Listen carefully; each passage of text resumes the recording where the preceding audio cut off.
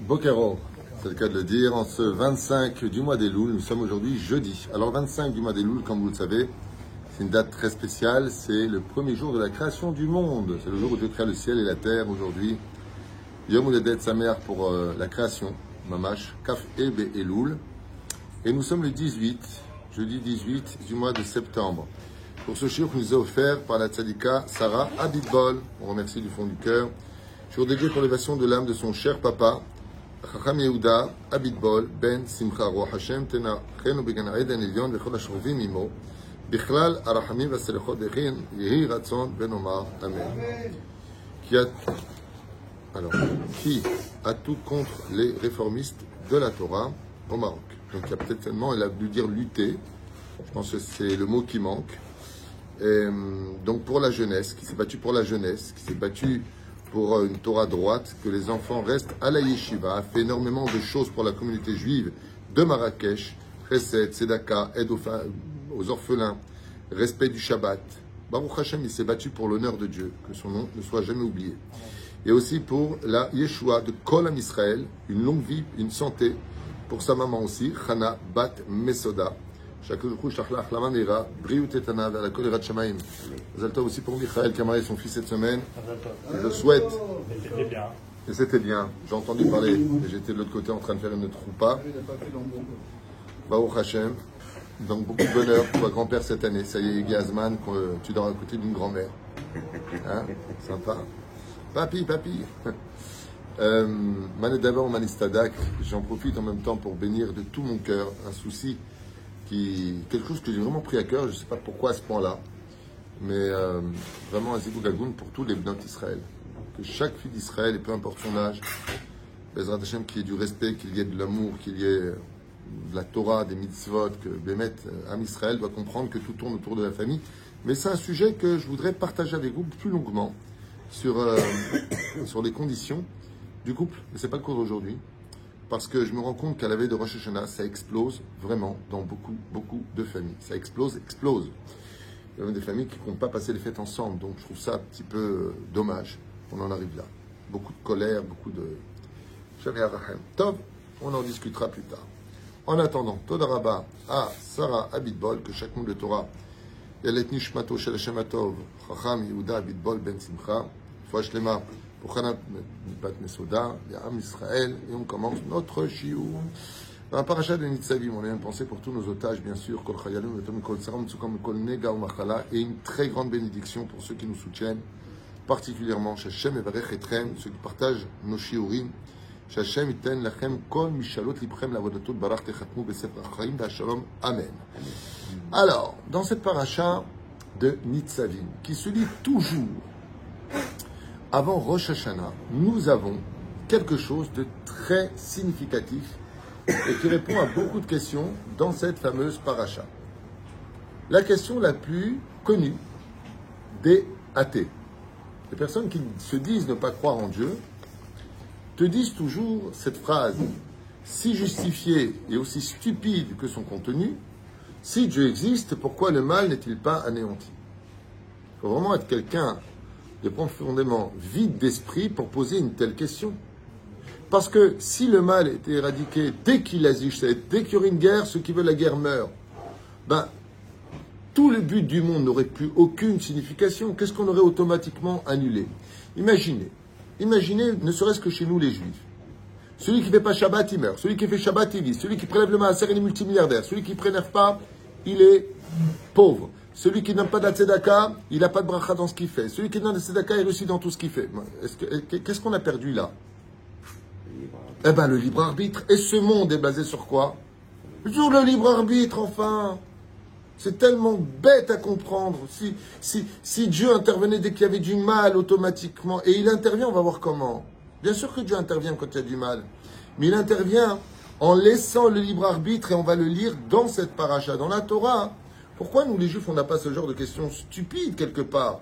Parce qu'on a les réponses dans le livre qui nous a été donné. Quand Dieu nous a donné la Torah, il nous a donné à Forbadékou là-bas. Alors c'est peut-être un manque de respect pour certaines personnes de dire, pour qui se prend celui-là, de dire que c'est une question bête. Oui, c'est une question bête, parce que la réponse est devant toi. C'est comme si on te dit 2 et 2 égale 4. Si tu n'as pas appris que 2 plus 2, ça fait 4, tu n'auras pas la réponse, mais va à l'école. C'est-à-dire poser question, au lieu de dire Dieu n'existe pas, parce que s'il existait, il était où pendant la Shoah? Il était où pendant ceci ou cela? Pose des questions. Parce que pour chacune d'entre elles, la paracha de Berukota et la paracha de Kitavo répond au pogrom que nous avons suivi.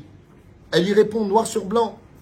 Et donc, nous allons voir ensemble, je vous ai noté quelques versets, pas tout, parce que sinon ça prendrait des heures, pour essayer d'analyser ensemble ce que Dieu nous a donné au Har Sinaï, quand il nous a donné la Torah. Pourquoi est-ce qu'il y a des gens qui réussissent alors qu'ils sont dans le mauvais? Pourquoi est-ce que une ordure peut séparer un couple et lui prendre sa femme?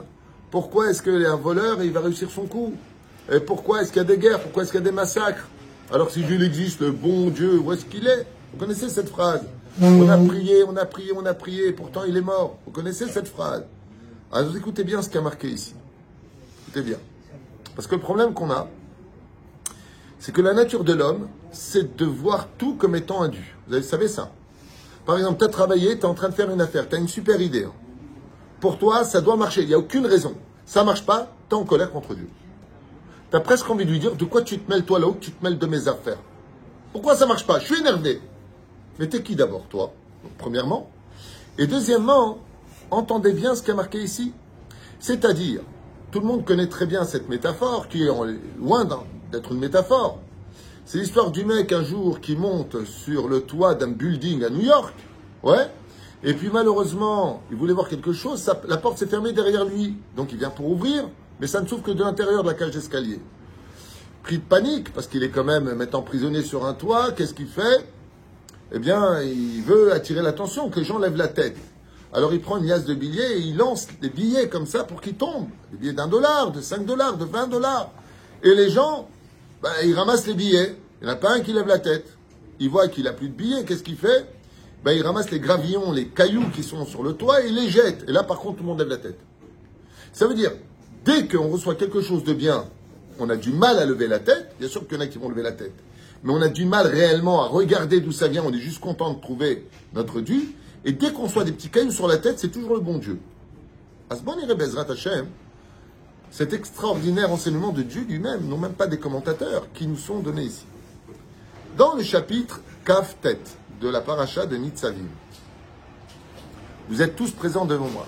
Verset 17. Vient Hashem et nous dit Pen yesh bachem shoresh, rosh velana. Peut-être qu'il y a parmi vous des gens qui jouent la politique de l'autruche. Qu'est-ce que fait une autruche en général quand elle voit un fauve qui veut la dévorer? Qu'est-ce qu'elle fait? Elle a deux options. Ou elle court, mais elle est connue pour autre chose, l'autruche. Elle cache sa tête dans le trou et le fait qu'elle ne voit pas elle est persuadée que le lion ne la voit pas non plus. C'est connu. Et c'est exactement ce que nous dit la Torah. Ne jouez pas la politique de l'autruche, de mettre votre tête dans un trou, parce que là, vous ne voyez plus personne, puisque vous avez tête dans le trou. Et il vient, il nous dit, Pen yesh bachem. Attention, de peur que parmi vous, vous croyez que parce que vous ne me voyez pas, moi, je ne vous vois pas. Vous croyez quoi? Que moi, je ne vois pas aider Hachem? C'est vous qui jouez la politique de l'autruche. Moi, j'observe tout. Aïn roa, ozen shoma, kol ma'asecha b'sefer nichtavim. Tout ce que tu es, tout ce que tu fais, je le vois devant moi. Rien n'est oublié. Nous avançons dans le texte, toujours chapitre 29, verset 18.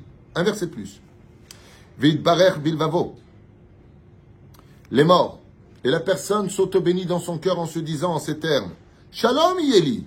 Qu'est-ce qui peut m'arriver de toute façon? Ki beshriut libi eler.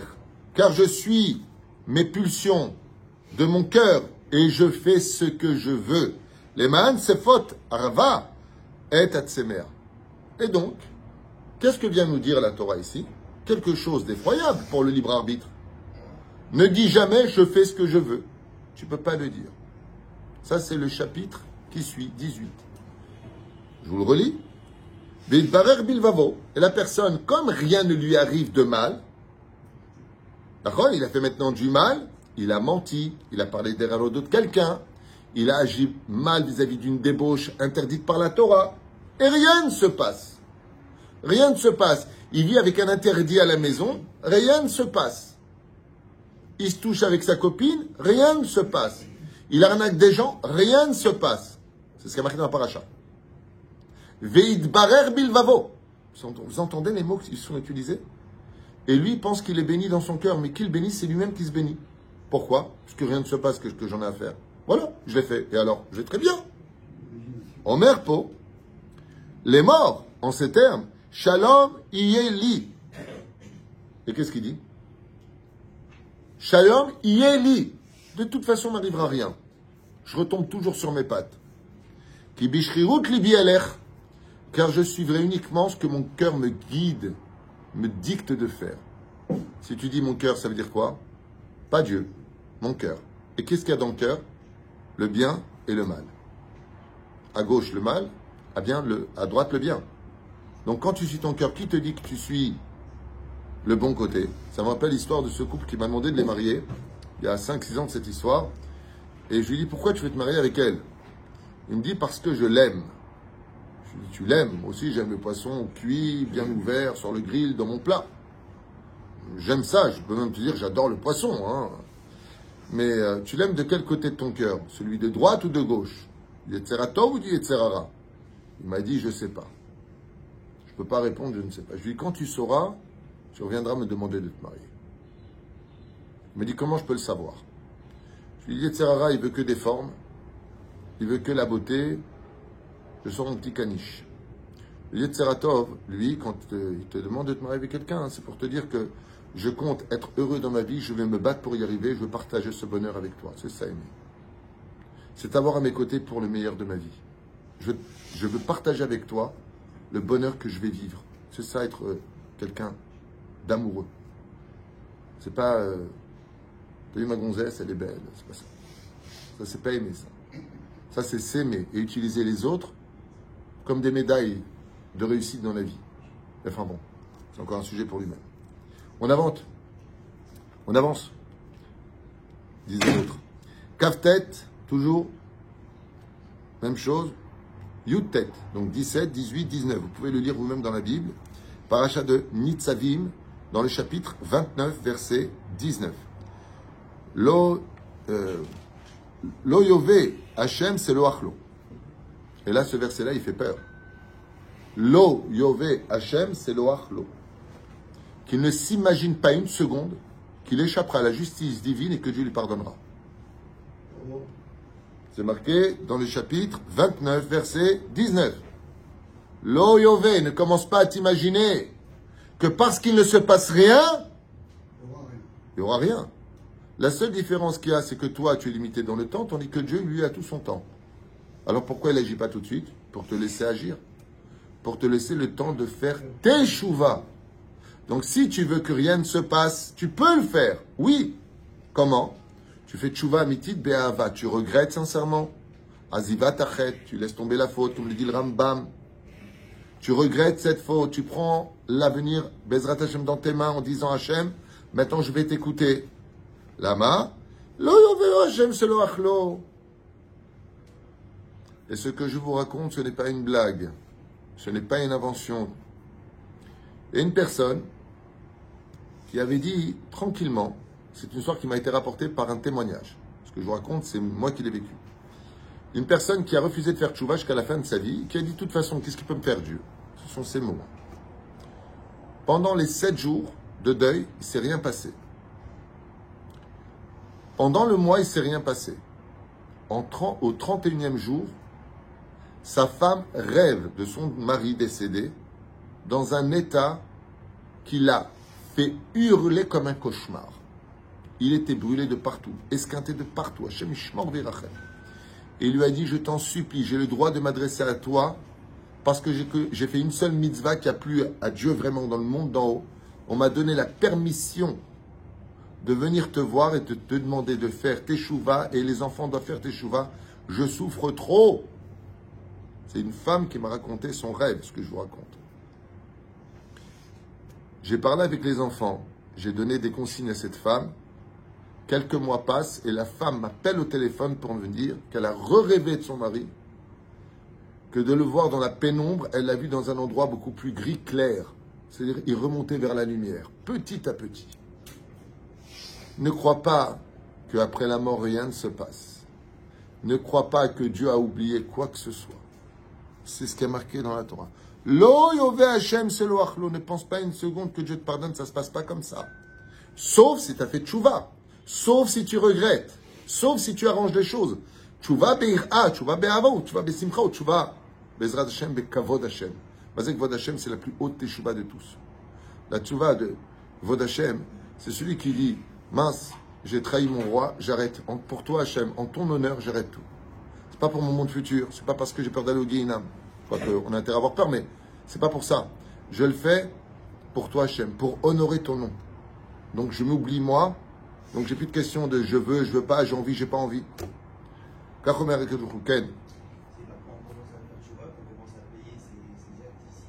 Ça dépend de quel chouva on parle. Effectivement, tu as raison. Quand nous commençons à faire teshuva, notre vie se dégrade un petit peu parce que Dieu veut vérifier trois choses. Un, qui paye ses dettes s'enrichit, donc il est temps maintenant de payer parce que de l'autre côté, ça va te coûter cher.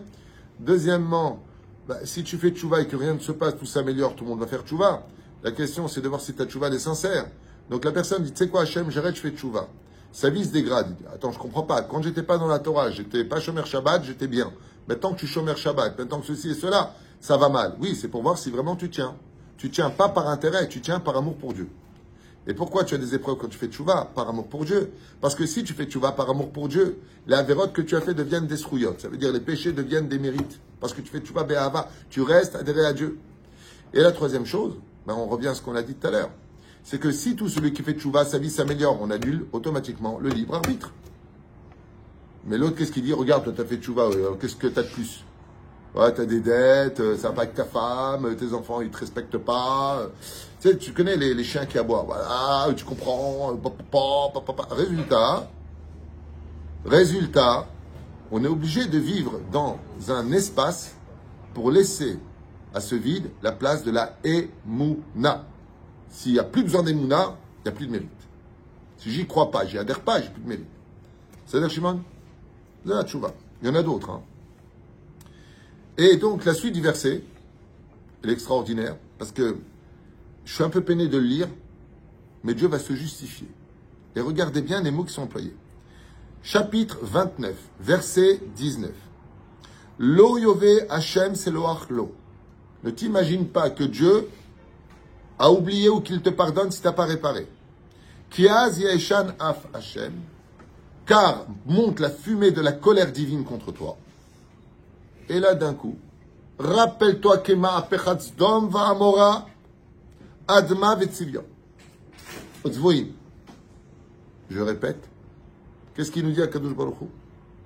Si tu crois que je n'existe pas, si tu crois que tu fais ce que tu veux, alors rappelle-toi de ce qui s'est passé à Sodome et Gomorre. Rappelle-toi de ce que j'ai envoyé. Jusqu'à aujourd'hui, il y a la mer morte qui rappelle que les villes étaient en dessous. C'est toute la région. Rappelle-toi. Et pourtant, qu'est-ce qu'il disait? On est au Gan Eden ici, on est au Jardin d'Éden. On a d'oseille, on fait ce qu'on veut. Les hommes avec les hommes, les femmes avec les femmes, les hommes avec les animaux, chacun volait ce qu'il voulait. Comme ça, c'est marqué dans le Midrash. C'est pas moi qui le dis, c'est nos commentateurs. Il y a plus de 2000 ans en arrière. Et tout le monde venait à Sodome et Gomorre. Pourquoi? C'était un endroit, la Gemara nous dit, comparable au Gan Eden. C'était comme le Jardin d'Éden. Ouais. Sauf comment ils ont fini? Catastrophe. Rappelle-toi du déluge. Et pourtant, le déluge, rien que l'arche de Noé, combien de temps il a mis pour la construire? 120 ans. 120 ans l'arche de Noé. Pourquoi 120 ans? Le temps de faire teshuva, de construire une arche en pleine forêt, il n'y a pas d'eau. Mais pourquoi tu fais ça? Parce que Dieu compte détruire le monde. C'est tout ce qu'on entend. Par contre, qu'est-ce qu'on a vu? Que toutes les nations qui ont essayé d'asservir Israël ou de faire du mal à Israël ont disparu. Ça, c'est une constatation. Tous ceux qui s'en sont pris aux Juifs, avec le temps, ont disparu de ce monde. Et Israël continue à vivre. Ça, c'est historique. Il ne faut pas toucher au peuple de Dieu. Et la reine, il dit, Asher afar Hashem be'apo, ou bahamato. Ariane Cham, j'ai marqué chez moi, va étudier là-bas. Il regarde Rashi sur place, que Kadosh Baruch Hu, Rashi dit, il laisse un temps au mal d'exister. Comment c'est marqué là-bas? 50, c'est pas 52. Ça veut dire quoi 50, c'est pas 52? Quand Dieu il donne 50 ans, le temps de faire teshuva, c'est pas 52 ans. Quand vient le boom, vient le boom. Nous sommes dans le chapitre 30, je vous l'ai dit, hein, verset Tête Vav. On va passer au 30, un peu au 29. Il y a marqué là-bas, Re natati lefanecha hayom.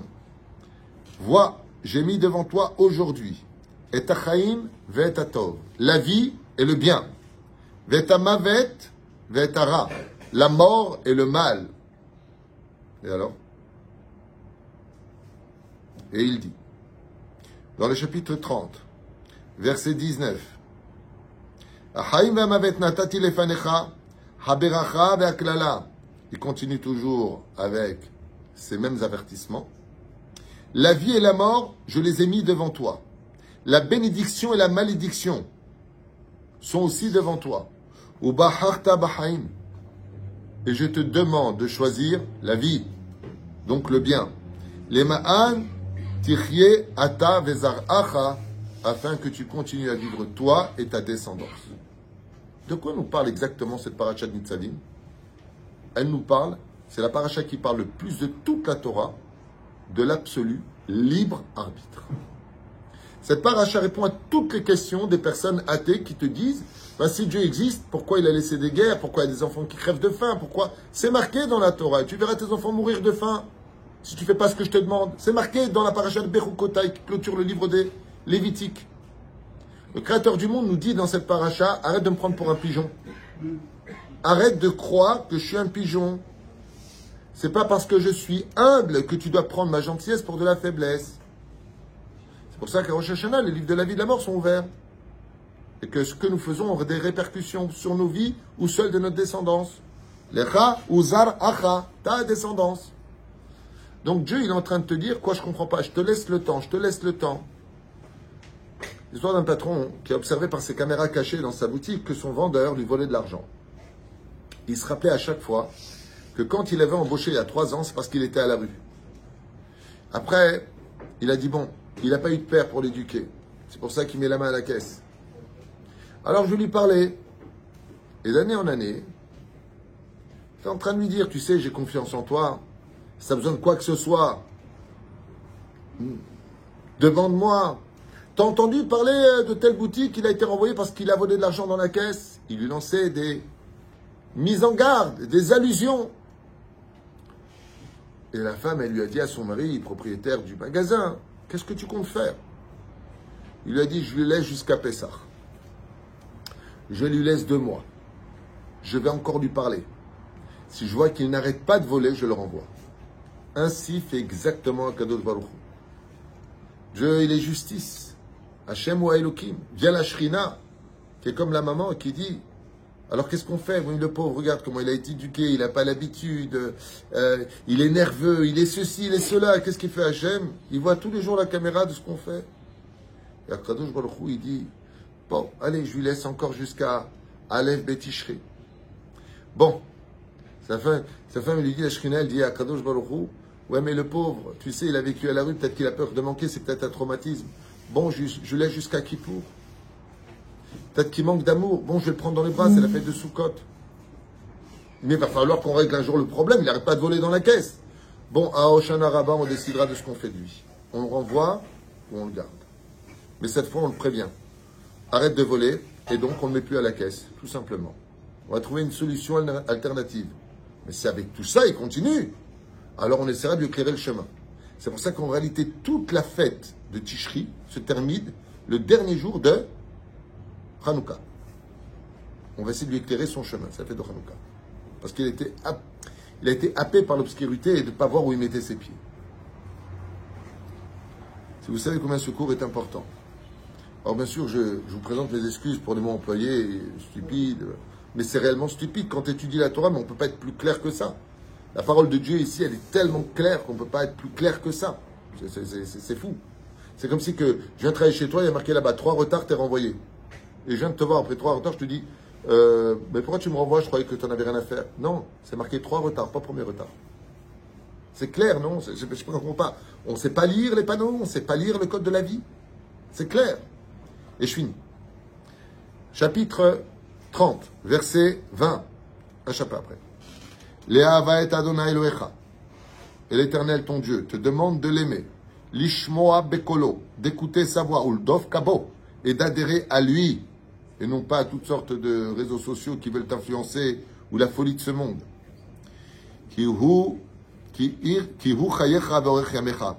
Car la Torah et les mitzvot sont ta vie et la longévité de ta vie, la shevet. Ala Adama, qui te permettra de t'asseoir sur la terre.